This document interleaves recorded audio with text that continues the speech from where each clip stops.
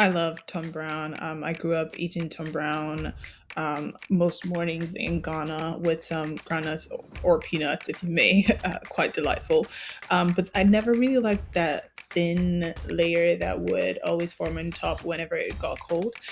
So I thought of creating something that, well, first of all, would incorporate some fat because Tom Brown has some protein, but it's mostly carbs.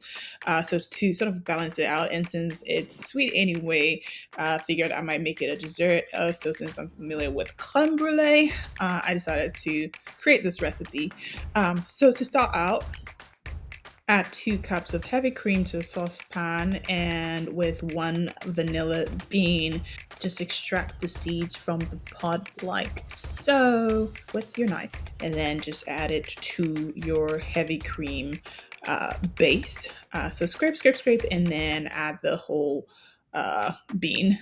And then you can add orange peel. What I'm going to do next time is add some ginger, because obviously that would be a different flavor. So you keep that in the fridge for like 24 hours just so the vanilla steeps. The next day, you start out with your eggs. So I'm cracking 5 eggs. Notice we're only using the egg yolks for the custard. You're also going to need some sugar and salt for that. But the next day, you can take out your saucepan and measure about 1.5 tablespoons of Tom Brown. Honestly, next time I'm going up, I'm probably going to do like 3 tablespoons because I did get the flavor, but it was quite mild. I also grated some nutmeg into it, totally optional. But I think nutmeg makes everything better. So basically, for the custard, you already have your egg yolks, and you're adding a pinch of salt.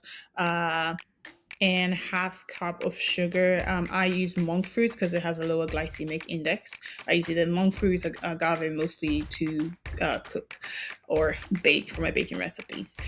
So once you're done blending, first of all, you need to blend really fast within like 30 seconds. But once you're done blending, and your milk heavy cream based mixture is just warm, you start slowly incorporating that into your custard base. So slowly incorporate so that it doesn't cook the egg too fast. And so once you're done blending it all together, you can put it into your ramekins. The recipe calls for 4 ramekins, and notice that the ramekins go into a pan with water. The water is warm, preferably should be boiling, but you put it into an oven which would have been preheating for some time at 325 degrees Fahrenheit, and you're baking for 32 to about 40 minutes. So what I was checking for was whether the center was wobbly. You want a set exterior and a wobbly center. So I put it into the fridge. Next day, I tossed some sugar on top of it. It would have set by then. And then now you can brulee your creme, my favorite part. So you use your blowtorch to torch the sugar. So you're basically forming a caramel on top of your Tom Brown creme. So you do this beautifully, turning around.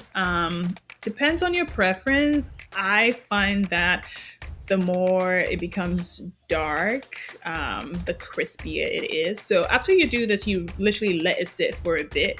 And yeah, this is what it looks like. I toss some candied hazelnuts on top of the creme brulee. Tom Brown goes with nuts, so feel free and experiment more. But hope you enjoyed this recipe. Let me know if you have any concerns, questions. See you soon.